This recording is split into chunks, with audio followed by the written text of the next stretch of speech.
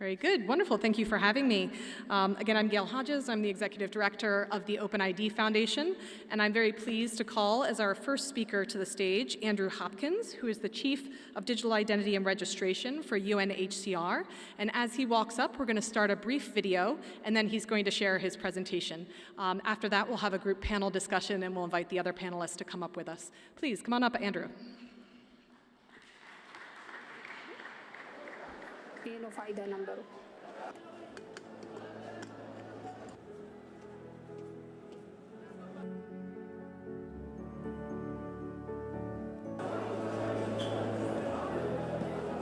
फायदा number ብዙ ነገር እንደተሳካ ብዬ አስባለሁ ሪፊጂ ማያቆት ከነበረው ኮድ አለ ቁጥር አለ አስገብተህ አንብበህ መልስ መስጠት ነው Very recently, the Ethiopian government launched its national digital ID and has included refugees in its national system.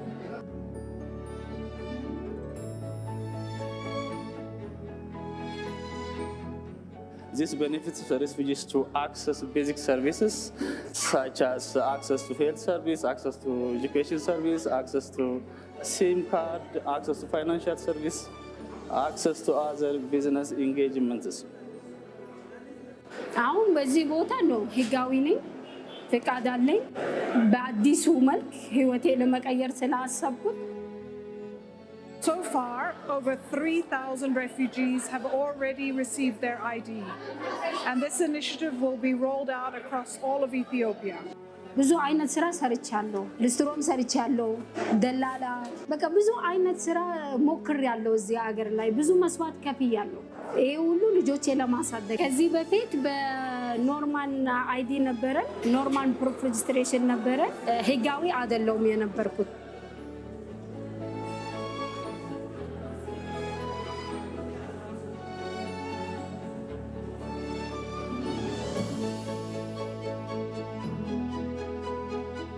This landmark initiative really is the Global Refugee Compact in action.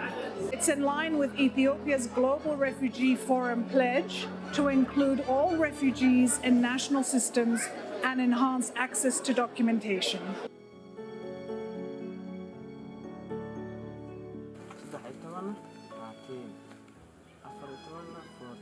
በርግጥ ብዙ እንቅፋቶች ይኖራል በሰላም መኖር እኔ ለኔ ትልቅ ነገር ነው የልጆቼ ጉሮሯቸው የሚዘጋ ነገር ካገኘሁት ለኔ ትልቅ ነገር ብዬ ነው ማስ አሁን ጎንበስ ብዬ ቡና ስሸጥ ምን ሳረግ እዛም የተማርኩት ያስተማርኩት ልጆቼ እለወጣለሁ ብዬ ነው ማስበው የተሻለ ህይወት ይኖረኝ አንድ ቀን አርፌ ኡፈይ ብዬ ምኖርበት ጊዜ ይመጣል በማለት ነው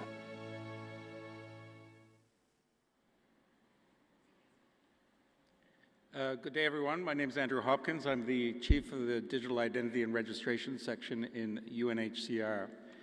We've seen unprecedented levels of global displacement in the last years, 130 million by the end of 2024.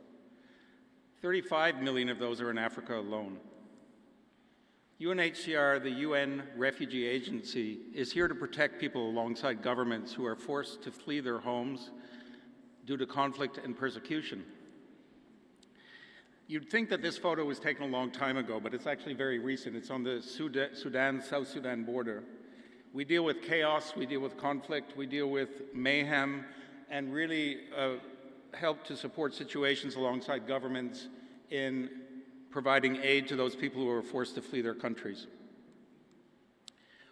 We need to do registration to be able to do that, and we use digital tools and platforms across 138 countries. In our databases, we have 28 million individuals.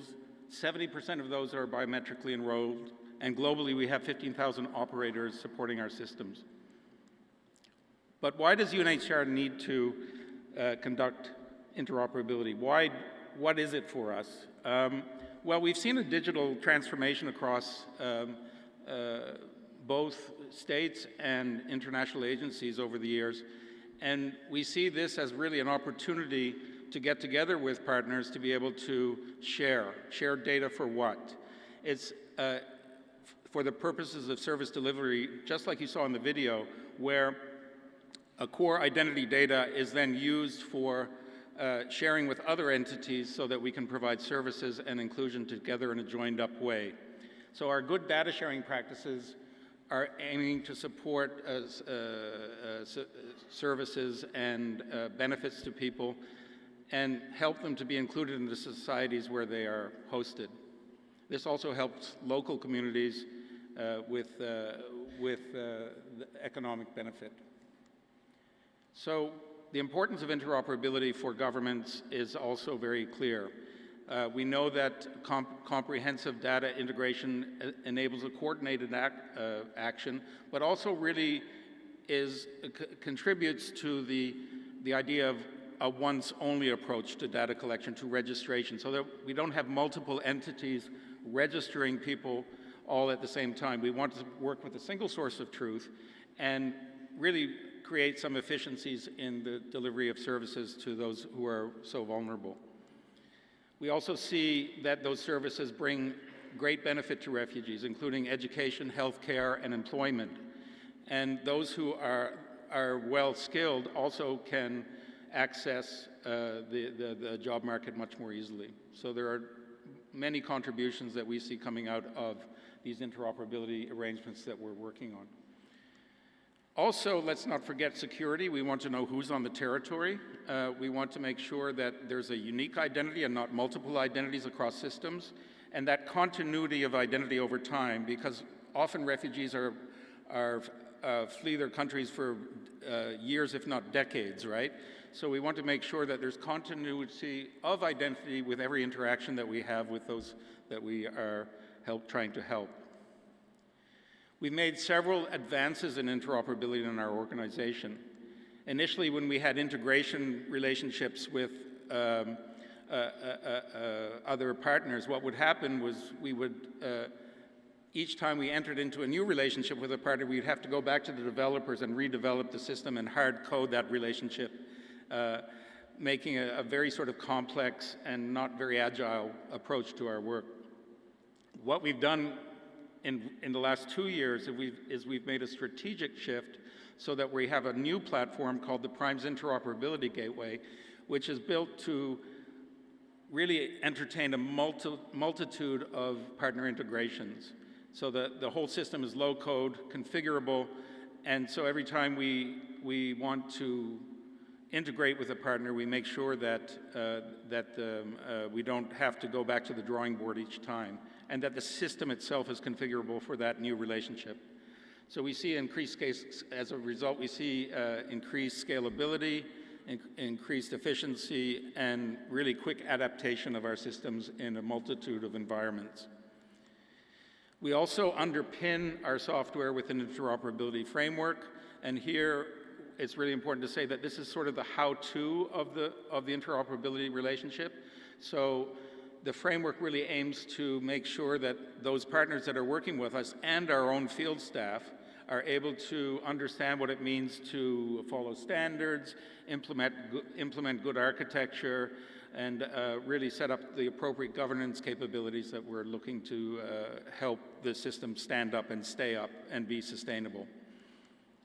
We've seen a lot of opportunities in Africa, and you will have seen Yodahe, who gave the keynote speech when we opened the workshop here, was really instrumental in explaining how the relationship between all of us, UNHCR and the government departments, were able to put together a very good solution that has definite benefits that you saw in the video. But we can't do it without setting up an enabling environment. And here, the Ethiopian government went to great lengths to codify into law the conditions that would help refugees get identified and importantly, be able to access the services that they should be able to access. And here, often we forget that. We may issue what is seen to be a good ID for refugees, but the regulatory framework is not in place for people to be able to access the services they need. And then the refugees don't even pick up the ID cards.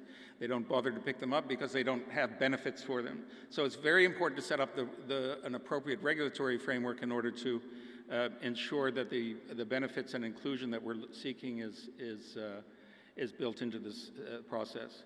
We all have internally in UNHCR also a data protection policy, which dictates that we should, when entering into a relationship with governments or other agencies, that we do a DPIA, a data protection impact assessment, and that really helps us identify the risks associated with sharing data. And with vulnerable populations like refugees, we definitely have to be very careful about the data that we collect. We have a number of agreements that we signed with the Ethiopian government, tripartite agreements between the RRS, the NIDP, and us. These take quite some time to initiate, but they really help set, they're sort of like the part of the framework that I was talking about earlier. And here it's really important to define the overall purpose of sharing the data, but also making sure that the data is protected and isn't returned to the country of origin. Because if we return the data to the country of origin, then it could put the refugees at real risk. We also want to make sure that we have standard operating procedures, and here it's very important to make sure that the processes by which we do our work are described, and the roles and responsibility of the participating parties are understood, and accountabilities are set out. So digital inclusion in Ethiopia has begun for refugees, and we're very excited about it. The benefits that are coming to refugees are clear with the FIDA card. They get social and economic benefits, like you saw in the video, bank accounts and jobs. The benefits are great. A real integration into society that we haven't seen in many other countries, but would like to see. So we're very, very excited. I'd like to maybe talk about another use case, and this is the one in Uganda that we covered recently, where because there was fraud in documentation issuance for refugees, we had a challenge of suddenly 1.4 million refugees not being able to get ID cards. And here, the problem was that individuals were misrepresenting themselves at the kiosks.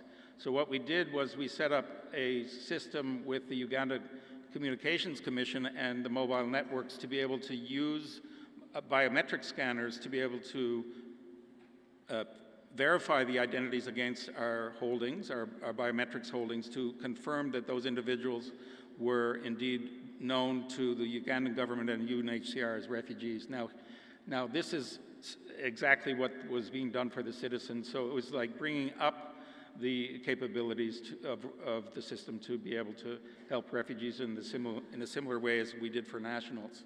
Now, this resulted in about 600,000 refugees being given access to cellular service, being able to get SIM cards, really important for them, being able to contact their families, being able to receive M-Pesa or mobile money, and so the benefits are obvious, and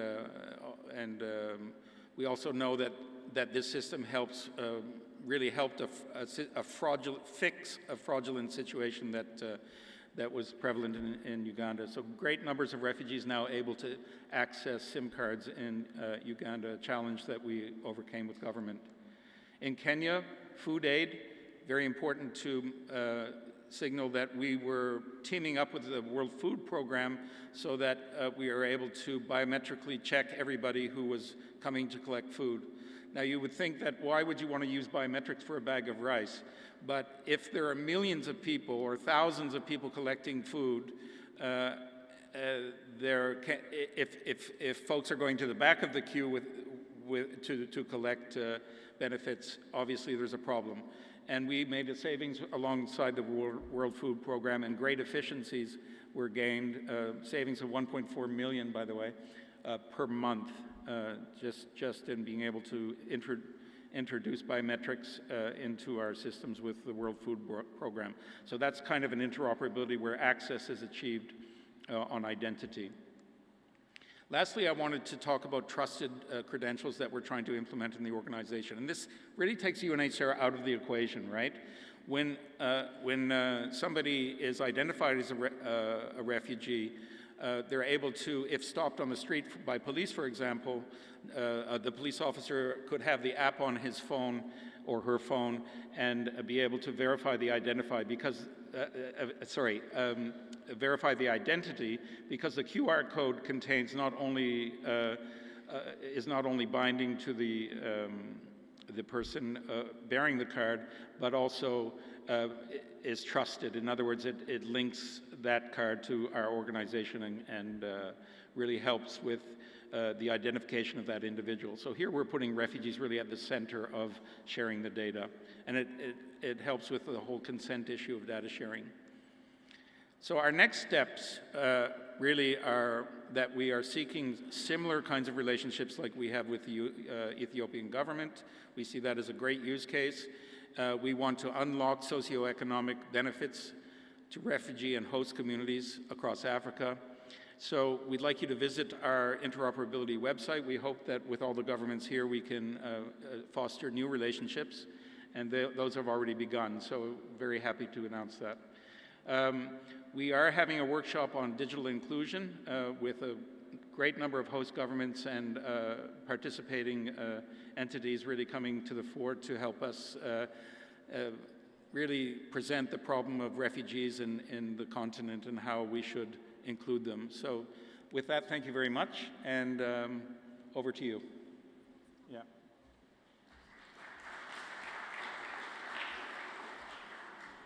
Thank you so much, Andrew. I think you will have already answered the first question on what are the benefits of interoperability from what you see on the UNHCR side. Fantastic presentation. I'd now like to welcome up our other discussants for this session.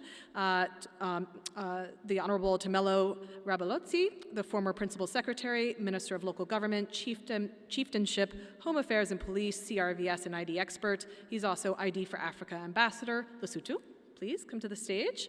Also, I'd like to welcome the Honorable Dr. Victor Amaldi, Research Fellow, Center for Comparative Law in Africa, based now in the University of Cape Town, South Africa. Please also come up.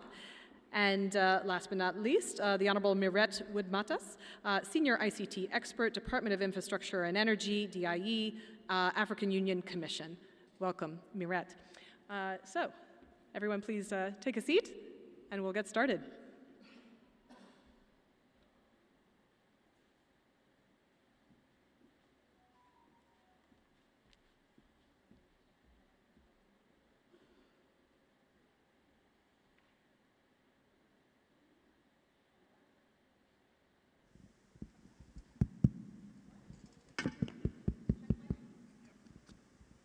Hi. Can you hear me?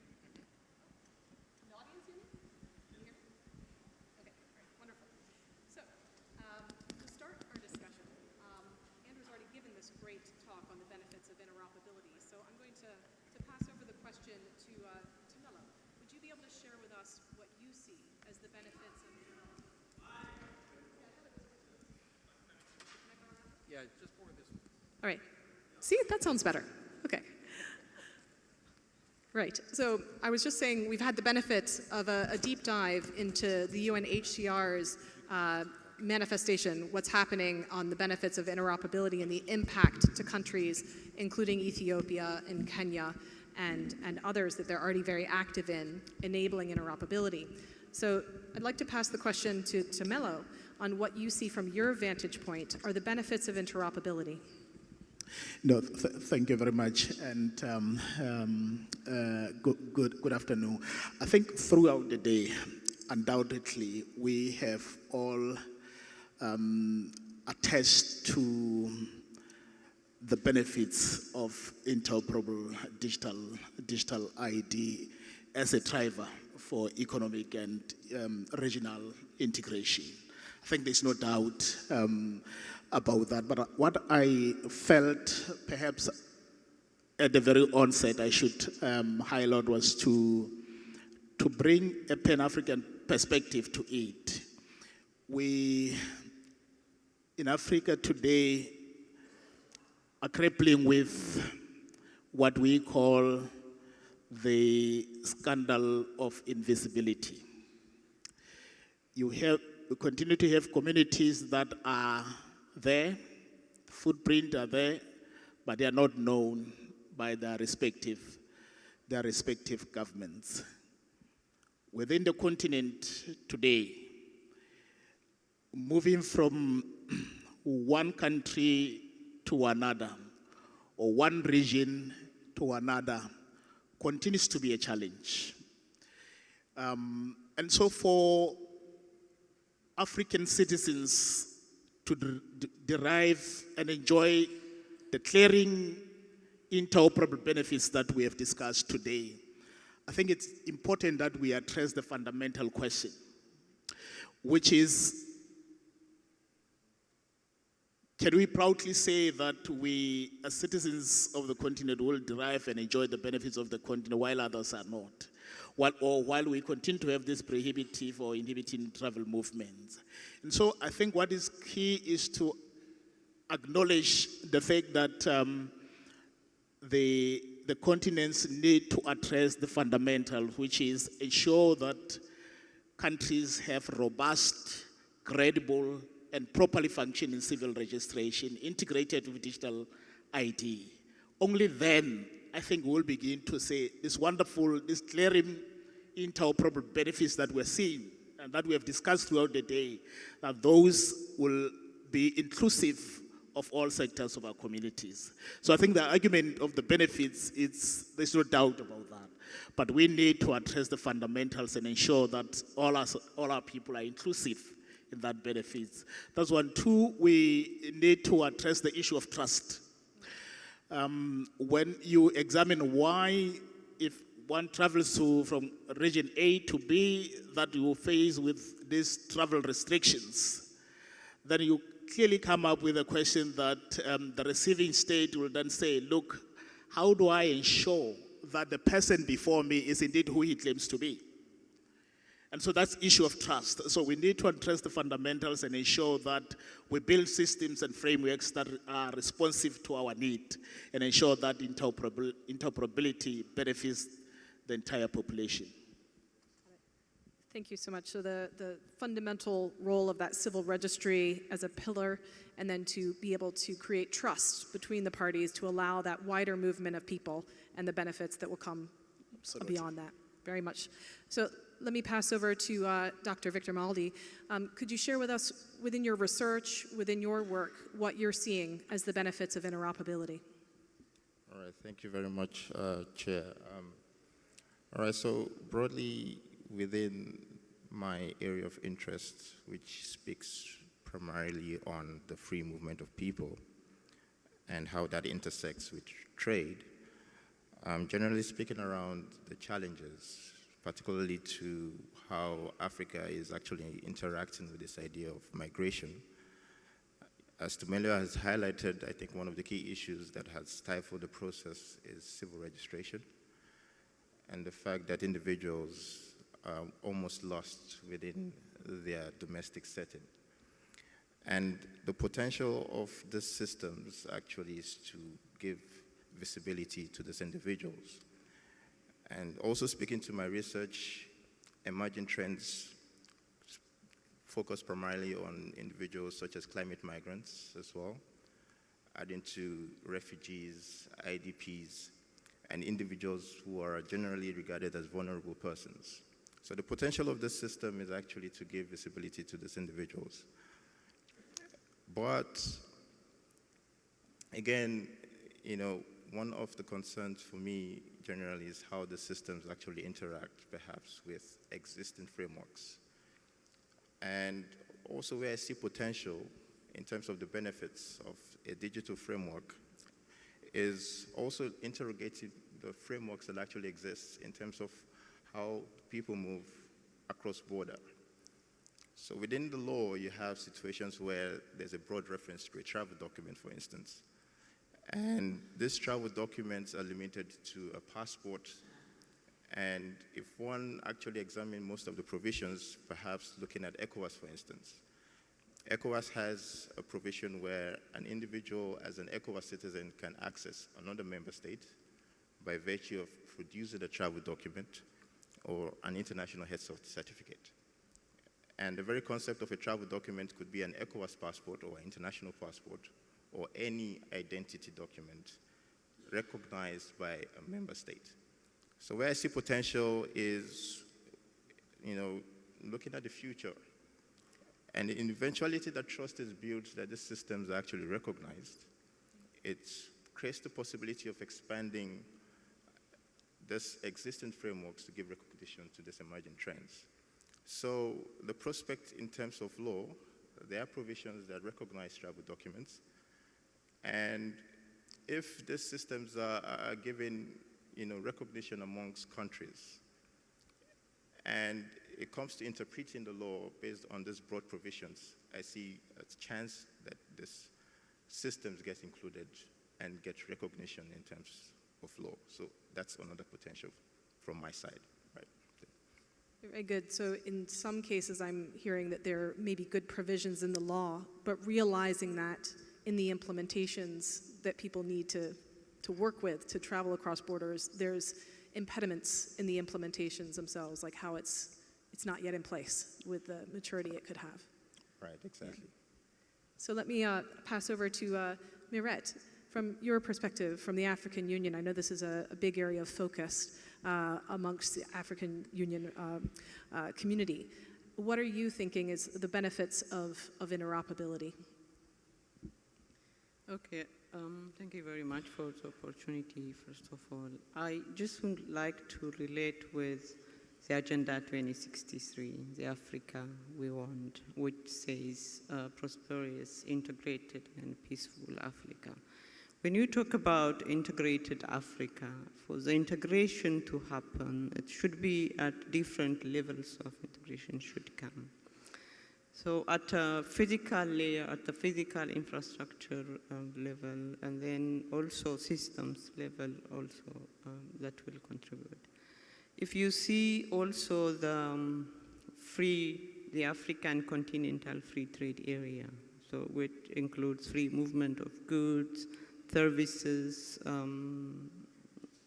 products, and so on and so forth, that holds a very big potential.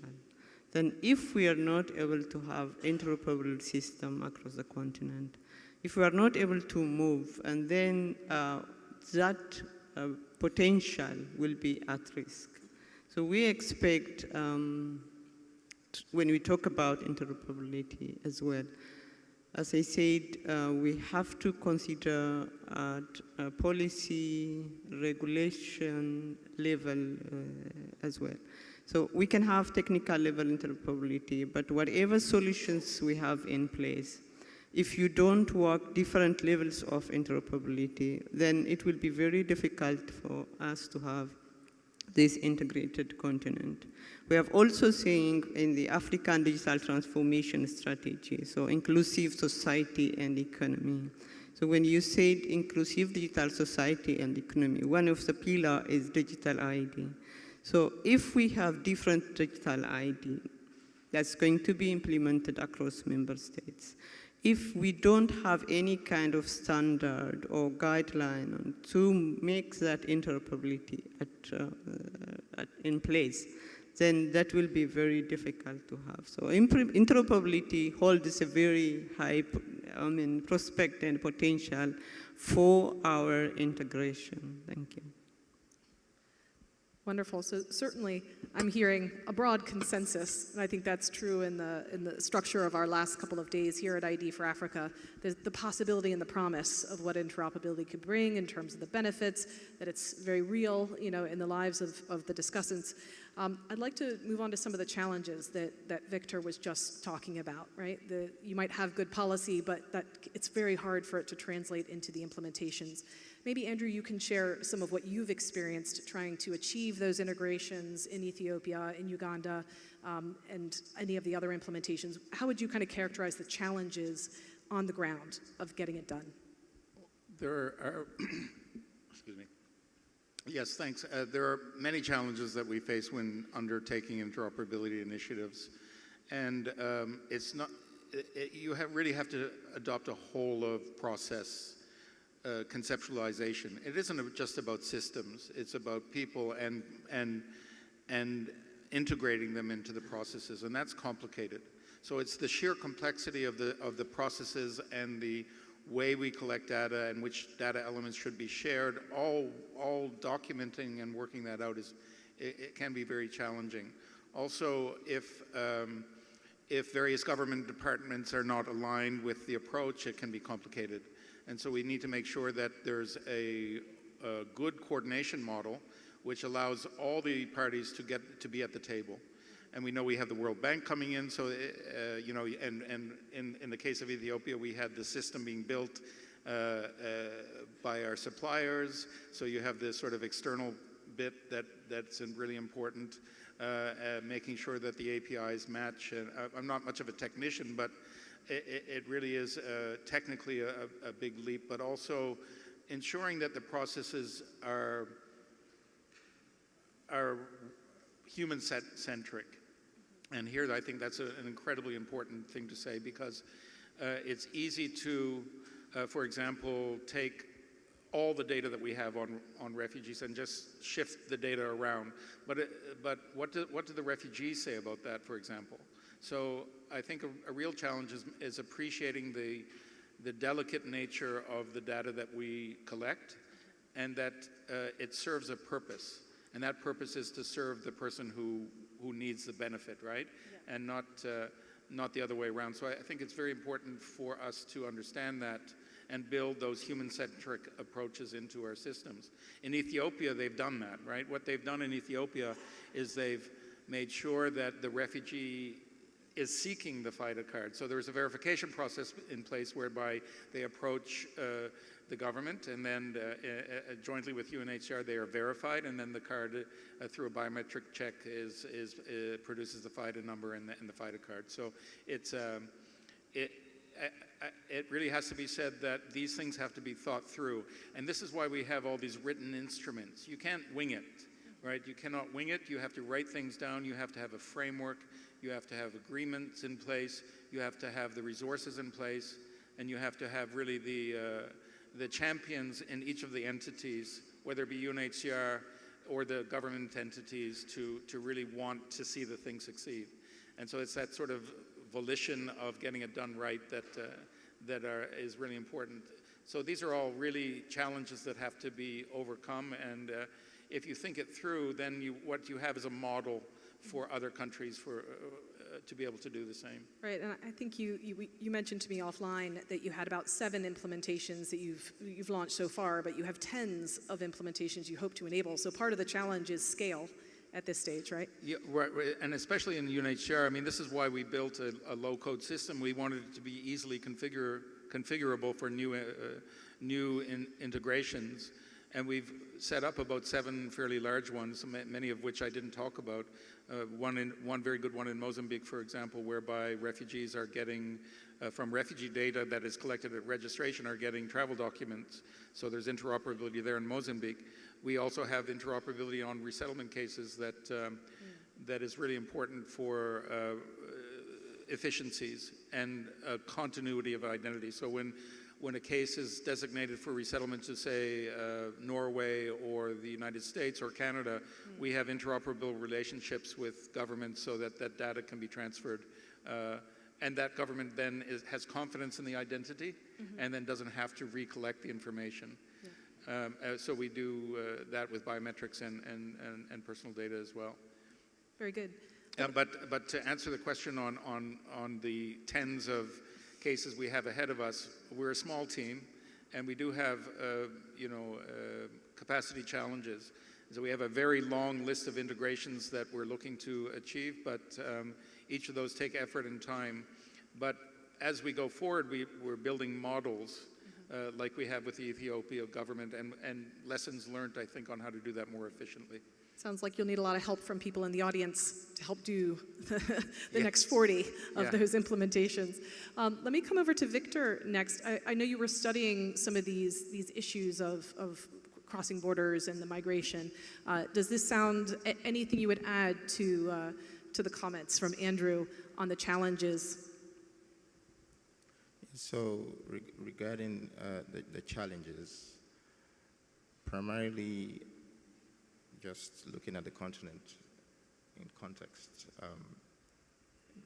we face infrastructure challenges, for one, and the fact that in as much as there's a proposition for these infrastructures that actually capture data and biometrics, there are other structural challenges, like electricity, for instance, and high cost of electricity in most countries that perhaps could affect the systems, and perhaps how to deal with these other challenges that would actually drive, this initiative. And also, another challenge I can think of is in the eventuality that these systems actually come to fruition, how do they interact with existing frameworks on a regional level? And case in point, you have within the ECOWAS sub-region, the ECOWAS passport and the ECOWAS national biometric ID card. And within the East African community, you also have similar initiatives pushing towards the East African e-passport, as well as a national biometric ID. So in the eventuality that this digital identity systems come into play, and there are trusts built between these countries, do we find ourselves in a situation where these instruments are actually phased out, or they actually complement each other? So that is just speaking towards the future, in eventuality that these systems are actually brought into fruition. So those broadly are the two challenges I actually envision in terms of infrastructure, and also in terms of the interplay between this potential digital frameworks and also existing national ID systems or sub-regional frameworks that actually push this idea of cross-border movement in terms of regional IDs and regional passports. Yeah. Very good. Any other comments on challenges from Miret or from Tumalo? Would either of you like to elaborate on challenges? No, thank you very much. Yes, we are at different levels of development, but there are, I think, one of the challenges that we continue to have, but which we are beginning to address, is around the issue of legal framework, especially around data protection and privacy laws. There are now initiatives ensuring that as we roll out civil registration and digital ID, then parallel to that, we continue to implement in the countries that have moved forward in that. And I think there are lessons learned that countries that are still lagging behind can take from those. So we continue to have challenges within the legal framework, but we certainly have models within the continent that we can learn and emulate. Just a few ones. So if you see it from the African Union perspective, there are 55 countries that need legislations or regulations should be aligned. So that's not a small thing, it's really a big challenge.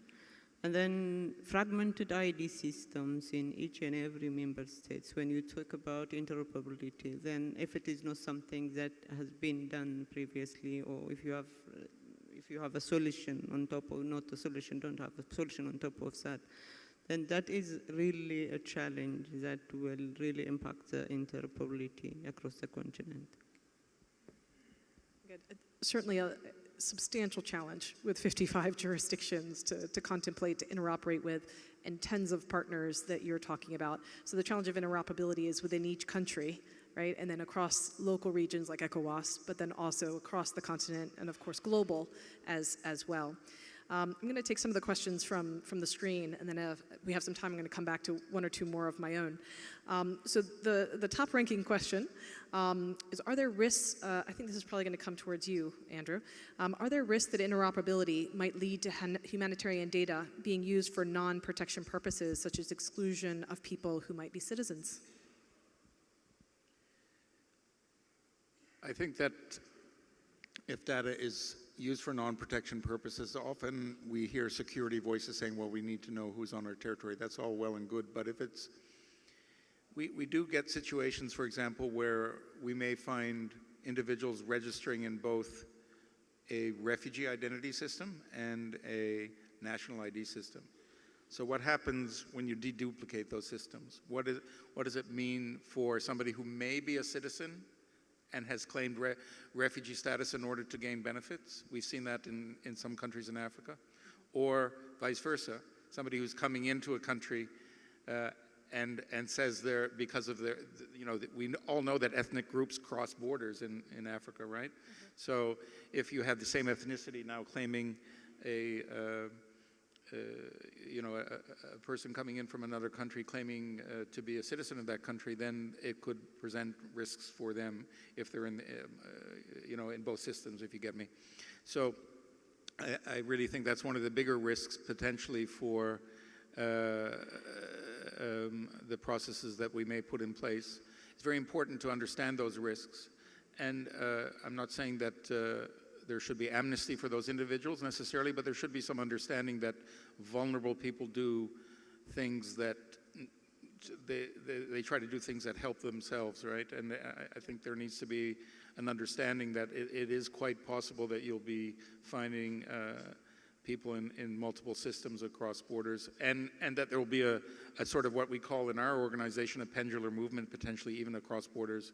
That's another challenge where somebody may be recognized as an IDP on one side of the border, and then on the other side of the border they're recognized as a refugee, right? So when you start looking at interoperability, then things get very tricky with trying to decide, well, is this a person from country X or country Y? And we need to put provisions in place that understand those risks and diagnostic tools to be able to know in advance what to do about those cases. I would imagine that generally it takes some sort of intervention from government authorities to try and sort out those problems. I'm talking about the exception rather than the rule, but it is still something to look at. I'm not necessarily addressing the exclusionary element of people who may be citizens, but it is one of the challenges that we face. Sounds like something that you've already been confronting and have to put in place rigorous processes to address, when there are duplicates, right. and try to avoid the duplicates, but how to remediate them. I'm going to pass the next third one down on the list. Victor, as a researcher in South Africa, have you noticed differences between your home country and here?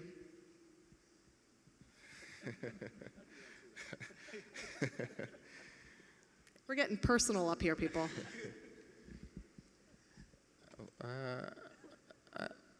Well, my education primarily has been in South Africa. So my postgraduate and undergraduate studies have been here. So I only experienced the Nigerian education system at my first degree level or during my high school. But in terms of researching in South Africa, the higher education system is actually enabling in terms of access to resource. So the database in which information can be gained is actually enormous. And I'm not just speaking about local content, so also access to global data set. So what informs my research is not restricted to, materials gathered within the country itself. And also researching here, I've been able to engage in matters that are actually of relevance to the African we want. So particularly on migration, and currently I am working on a research around African migration governance reform, which speaks to, understanding the governance frameworks when it comes to migration on the continent, using several case studies, including Nigeria. So one of the challenges I actually would highlight is the fact that access to materials when it comes to particular jurisdiction, because I did a case study on Nigeria, it was a bit of a challenge actually getting access to materials, whereas not so much here. So I think that would be one of the highlights, in terms of researching here in South Africa. I hope that actually answers the question. Very good. Thank you so much for allowing us to get personal there for a moment, Victor. I'm going to take the several choices of questions. So I like this one on a bilateral agreement because I think this will be interesting from an African Union perspective as well as from a global perspective. What would be the best components of a bilateral agreement to enable cross-border interoperability? That's a tough one. So some of those principles are in place, like we heard from Victor, the ECOWAS, agreement in the rules. I think there's the intentions. I'm not sure how much is written into law or into statements around interoperability across Africa. And many of us were taking part in the conversation on Monday on the City Hub interoperability globally. But I think that question of what would need to be in a bilateral agreement, like what needs to be stated in those good intentions to ultimately allow for interoperability to be possible? You take that. Tamila, you going to start? Okay, no, thank you very much. I think we, within various regions, already have bilateral frameworks that enable cross-border interoperability. Within SADC, the few countries that are beginning to say we have taken a look at your systems, your data protection bills, and we're comfortable that we can get into a bilateral case. And the case in place in SADC region is a case where the Republic of Botswana and the Republic of Namibia are beginning to have that cross-border movement using digital ID, and discussions are ongoing within the same framework with the Republic of Zimbabwe. Now, we certainly understanding and acknowledging those developments are saying countries that are beginning to move in that direction, then that should be encouraged so that those that are still lagging behind can still move forward. And so in the context, and I think there was a similar case even in the context of Lesotho and South Africa, where we had to resolve a migration-related issue. And so the two countries had to come up and say, how do we come up with a migration framework that enables us to validate and verify seamlessly your citizens that are here so that we can accord them a requisite permit. So there are those legal frameworks that are in place, and I think the key is to encourage those that are already in place to continue and perhaps assist those that are still lagging behind. But I think AUC will want to come in because they are also looking at interoperability within the context of the infrastructure in terms of enabling interoperability across border in terms of upgrading infrastructure across Africa. Okay, so to support this interoperability at the AUC level, a number of policies, frameworks has been developed, also conventions, in fact. One is the interoperability framework for the digital ID for Africa, and the data policy framework as well, and then the Malabo Convention on cybersecurity and personal data protection, as well as the child online safety and policy. These are some of the things that we try to support member states in realizing interoperability across the continent. We also further try to establish an expert group on the digital identity from Africans so that Africans know their problem better than anyone. And then when the problem comes from themselves, then the solution might be also easy to be deployed, and then the acceptability rate will be increased. So we try to, as a continental organization, we try to develop those policies and frameworks. At the same time, we help member states as well to practically implement what meant by that one and explain the benefits and so on and so forth. Thank you. Thank you. So I'm going to jump to a couple of the lower ranking questions for fun here. And one of them came up in some of our earlier discussions, Andrew, which is, isn't it better that refugees' ID systems be integrated into the country's ID systems for ownership? So maybe you can talk about the concept of the refugee status with UNHCR relative to the country status where they might be residents. I think that depends on who you ask. Sometimes we have views that because a refugee, the refugee processing side or the asylum side of government has specific requirements, that they should ultimately, run their own system. But we're finding that then may be conflictual with the identity system. Really what's important is that we think about purpose. And what is the purpose of maintaining refugee data? Well, each country under international law and their own national laws undertake an asylum process which involves quite a few steps before the person can be recognized. You enter a country as an asylum seeker, and then you have to be processed as through rigorous interviews to determine if your reasons for flight are bona fide and all those other things, and then the government or UNHCR under its mandate would recognize that person as a refugee. Now, there's a reason, therefore, that data is collected separately.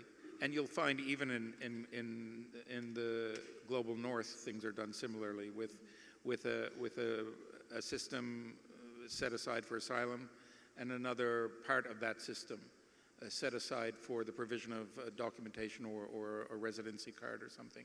The important thing is that there's an understanding between those entities. There's many ways to do it, but the important thing is that we have a uniqueness of identity across those systems, unique identifiers either biographically through numbers or biometrically that ensures that there's a thread of uniqueness across those systems. So, UNHCR needs its identity system to also do case management. We have solutions, we have the identification of specific needs for humanitarian action alongside our partners, and this is why we use the data. And in some instances, it's where we would also provide an identity card if governments were, say, in some countries don't, they ask us to do it and we do it on their behalf. But generally, we prefer that states are the issuers of those foundational identity documents. And so I think the interoperability on identity is extremely important, but the important thing to say also is that it's not necessarily the national identity system that's going to be able to do all that fine casework around the recognition of that person as a refugee. So this is why the systems are separate right now, because their purposes are somewhat different. But they need to be linked up for sure. Right, so that particular refugee has an identity, as it were, with UNHCR at the same time as in a destination location or a residency location. So they need to have both of those benefits. And South Africa is a good example of where we have a very small subset of the identity data. And there's no interoperability with the state, right? Because South Africa manages its asylum processes. I'm actually not sure of how they interoperate with other systems within the South African government, but UNHCR only possesses a subset of that information for those very vulnerable cases. And the proportions are wildly different, right? There are millions of asylum seekers and refugees in South Africa. Well, I'm not sure what the numbers are, but they're very high. And in our refugee and asylum case management systems, they're much, much less. So it depends on the configuration of the country and what we set up. Got it. Thank you for that nuanced explanation. So one last question for everybody, in maybe about a minute apiece. If you can talk to what the community can do to help solve the problems. Like what can we do as a collective group to improve interoperability, whether it's across the African Union, whether it's within one country and implementations with other jurisdictions, whether it's capacity building and research, Victor, like what are the things that we can do collectively to address the interoperability problem? I'm going to start down with Miret, if I may.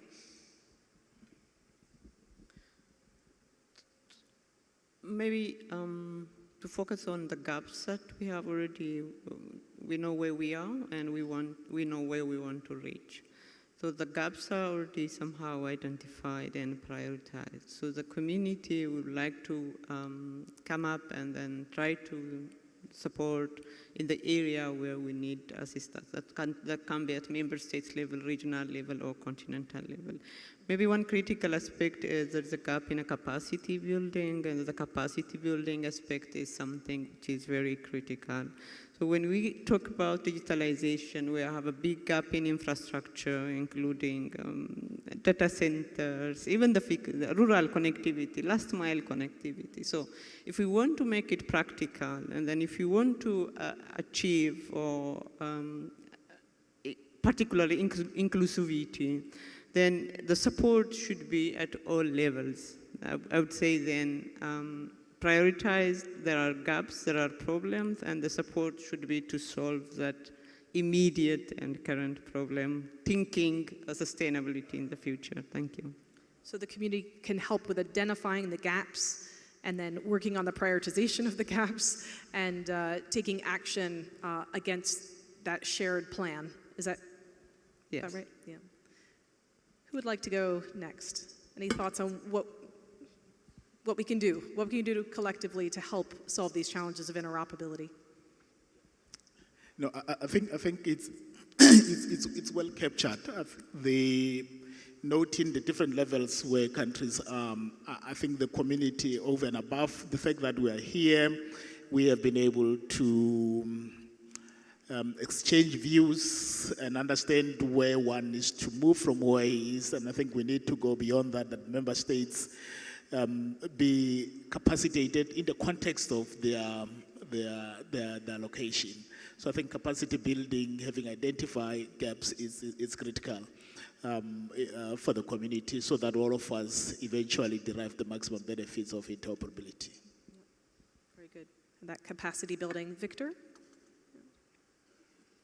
Right, so just to add to what has been said, from my side, I think it was quite insightful actually hearing the different models and approaches adopted by the countries that have spoken thus far. And I think what becomes imperative is actually championing a collective standard. And for that, looking at the institutions within the continent, you have the Commission and the respective secretariats of these various regional blocks. I think then the conversations have to be had within those levels to have a streamlined standard that actually, adopts a framework that actually works for everyone. And also looking at how integration actually, is structured within the continent. A top-down approach works, but it also needs a bottom-up approach. So stakeholder engagement at the grassroots level is actually key, primarily to push countries to actually adopt certain measures. Because if a government is left alone with no civil society advocacy, it's almost like they might not have an incentive to adopt a particular position. So it's quite necessary that you have that advocacy at a domestic level as well. Also in terms of research, I'm basically developing my expertise around this subject, and it's an area I actually would take further in terms of, developing this broader idea, because what I'm working towards is conceptualizing this idea of an African citizen through free movement. And initiatives such as this actually speaks to that idea, and exploring it in more detail and actually participating in forums like this is actually helpful. So yes, thank you.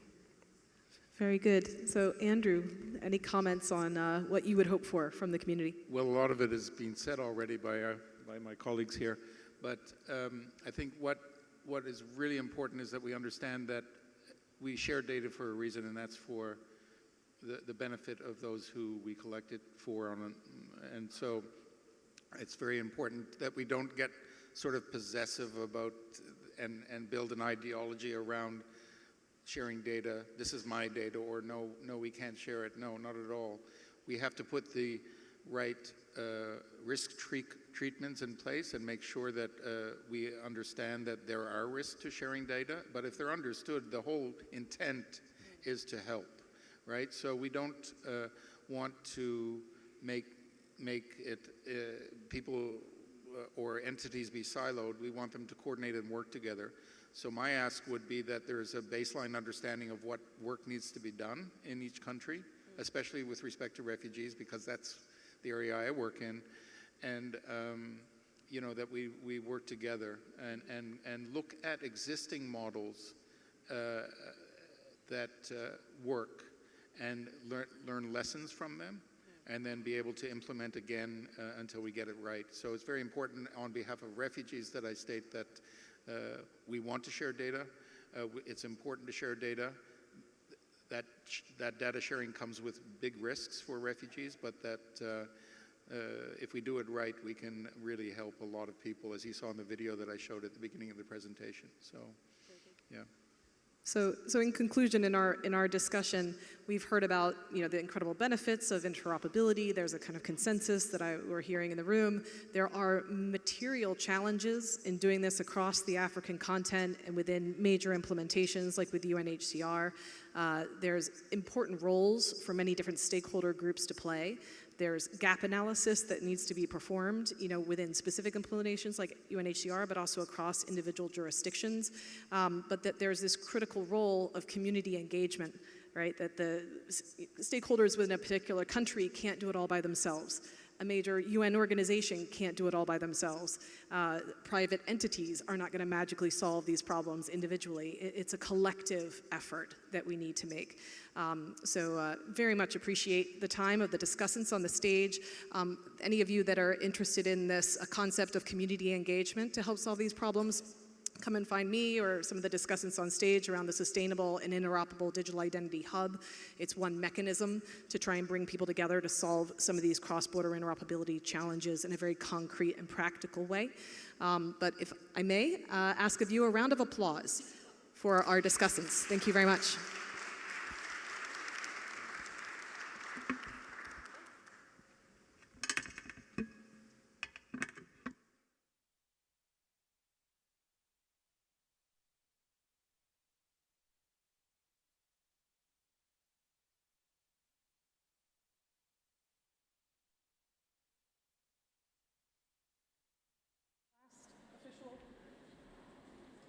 Thank you. I believe that's the last session. So unless the organizers have any parting comments and direction for you all. Thank you, Gail. Is there dinner some people are going to? Yes. Okay, good evening, everyone.